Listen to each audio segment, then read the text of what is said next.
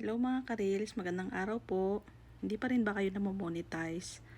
Iwasan nyo pong mag-upload ng may mga logo na TikTok or watermarks para po ma-monetize kayo sa ads on reels. Kailangan po kasi dyan, original yung content nyo. Mas okay po yung boses nyo po mismo ang music. Huwag po kayong gagamit ng mga sikat na music para po hindi kayo ma-copyright. Pag may watermarks po ng TikTok yung video nyo, magkakaroon po kayo ng violation na limited originality violation o kaya yung unoriginal content.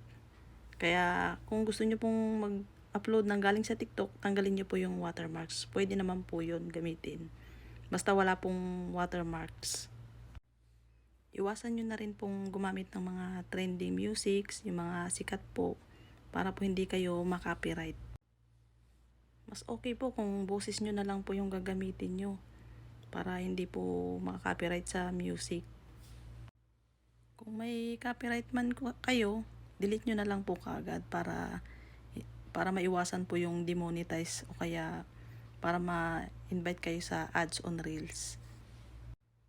Ginawa ko po itong video na to kasi po marami pa po akong nakikita na mga video na may watermarks yung ina-upload. Kaya po sa mga hindi pa nakakaalam, huwag na po kayong mag-upload ng mga may watermarks na TikTok or other platforms ng social media.